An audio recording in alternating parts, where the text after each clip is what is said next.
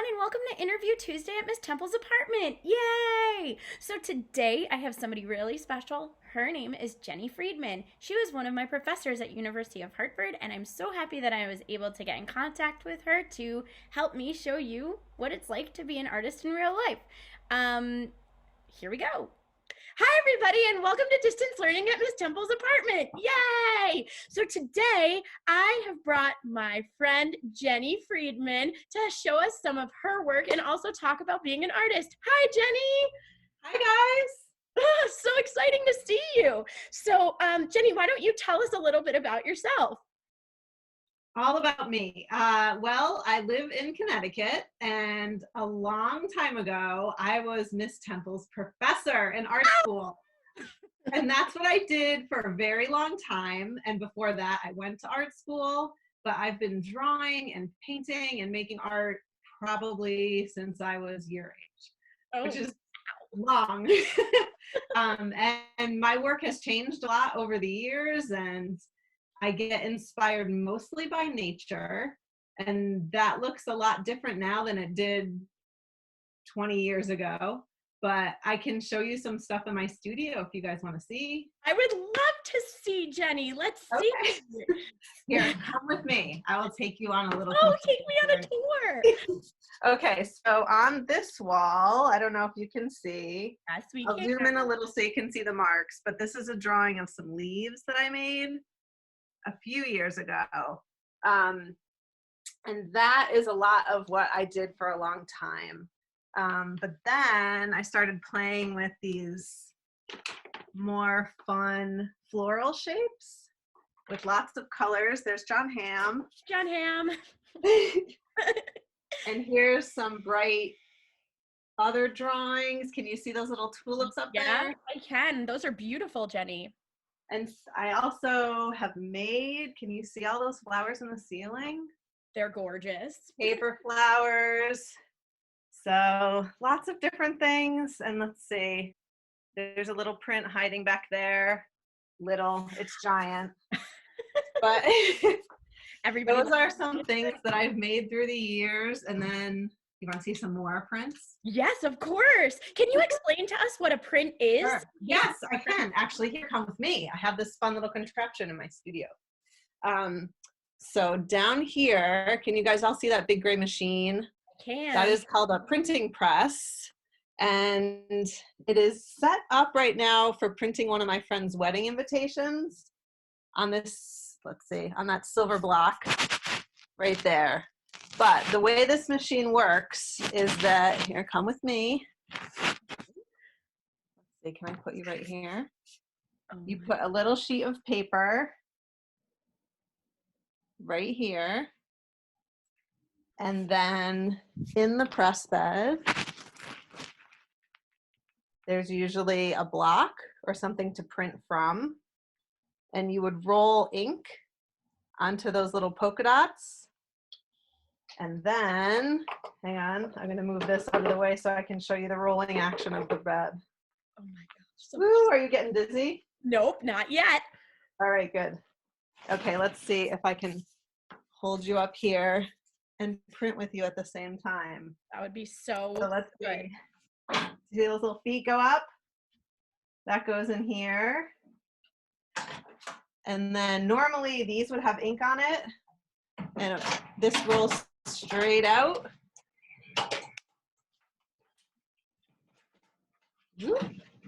And then this comes right back. And if I had remembered to grab the paper out of there, you would see a little proof of a print. Wow, that's so cool. So that's that. Oh my gosh, it's awesome. Let's see some of your prints, Jenni. Excellent. So, Excited. woo, the little polka dots that I showed you on that block, those were used to print a part of this. Can you guys see that one? Yeah. It's a little hard. So there's one strip right here, all the green polka dots. That's exactly a few years ago when I printed from that block that was on the press. And then there's lots of other ways of making prints Those are relief, what I showed you, but there's etchings where you use a metal plate and the ink is way down beneath the surface and you run it through a printing press and it smushes so hard on the paper to the plate that it pulls the ink right out from underneath. So that's what these are. It's fun. So that's that one. I love that one. Got the little embroidery right here. Do you have this one? Was I that don't your think era? I don't think I have that one. I have one that's called Snow, I think. It's silver. Oh, okay. Yeah. There's this Ooh. one. So that's some of my work. Cool. So now, what about artists that inspire you? Oh my God, there's so many. Let's So pick many. Actually, there 3. was just 3. Okay. Just recently, there's a sculptor named Ruth Asawa, and she was, I think she lived on the West Coast, and she crocheted metal wire to make these Cool. sculptures that hung that went like this. They're beautiful. And I just found out they're making stamps of her work, and it's coming out in a couple months. Oh So my God. I'm going to buy a million and put Buy them a all million on stamps. letters. Send so many letters. I know. Okay. You just have to send mail. Just have to send mail, everybody. I heard that you have something to show us how to make. I do. Oh my I gosh. do. Do you guys want to make a book? I would love to make a book with you. I will show you. It's very simple. Okay, I'm going to zoom you down a little bit Great. so you can see on my table. Perfect. Okay, so I have some polka dot paper for you guys to play with. Well, for me to play with, but for you to watch me play with. So what you need, any kind of printer paper, notebook paper, anything that you guys have at home, totally fine. The paper that I have is, I think it was sketchbook paper, and I cut it into 8x10 sheets. So, and I have folded 3 of them in half. And can you see my hands working? Yep. Fold another one in half. And there are all sorts of fancy tools out there that you can use to fold paper, but your fingers work really well. We So like you gifted use, 10 perfect yes, things. you use this called a bone folder. That's kind of fun. Yeah. But you can use an edge of a pencil if you want a really crisp fold. But really, you can just use your finger. Yeah.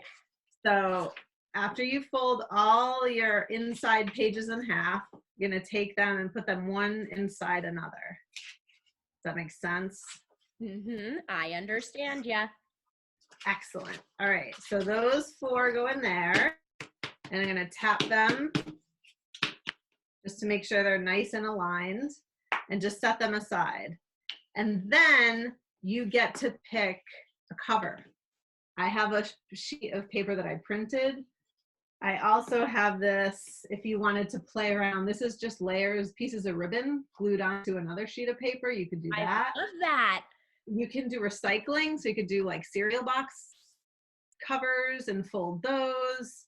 You can do old drawings that you've done. Like anything works for a cover for a book. Awesome. So once you do that, same size as the paper. So my paper was 8x10, so is my cover. And then you just fold that in half. And then sometimes people like to put another sheet between the pages and the cover. It's called a fly sheet. So we're going to do this polka dot inside that.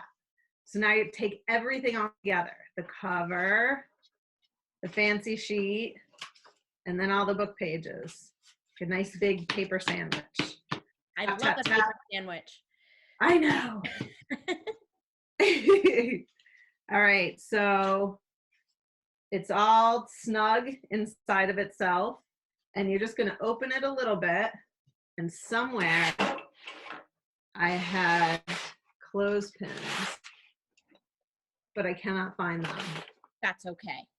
That's okay. We'll just hold it nice and still, and then you need to poke some holes where you're going to sew the thread through.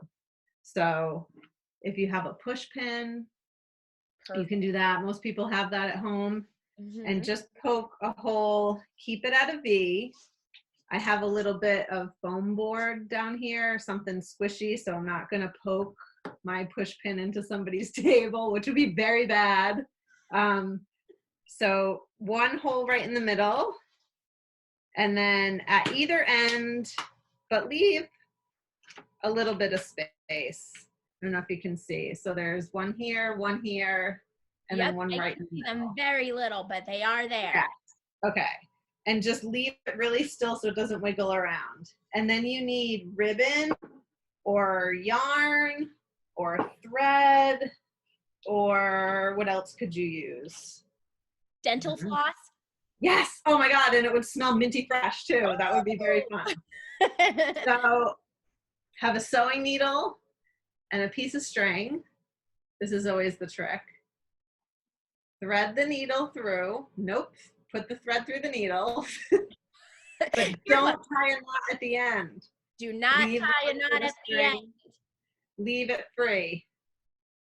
And then you're going to start on the inside of the book.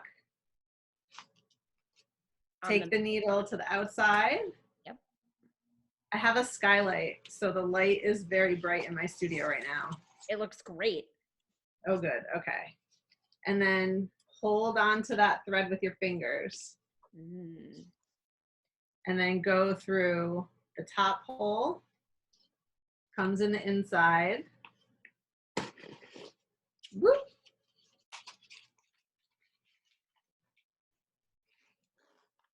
Pull it tight so you see across the spine. Then all the way across. Nope. Let's see. Through the middle. Back out. And still holding tight on this one end. Then now you're on the outside. Come in through that bottom hole.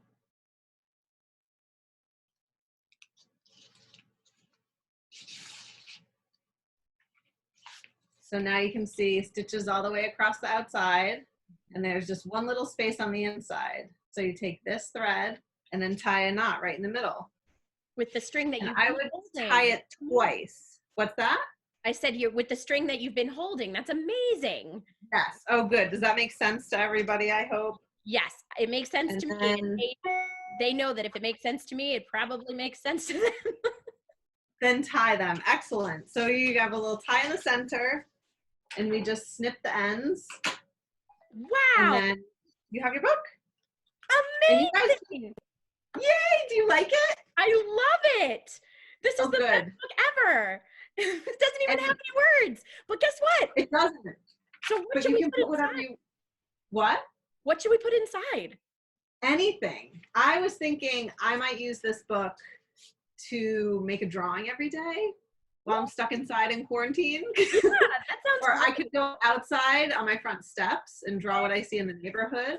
I think that's an amazing idea. So why don't we have this? If my friends want to make these images of things that are around their house or outside of their stoop, they can draw them one picture a day. And then how about I send you the pictures that they make?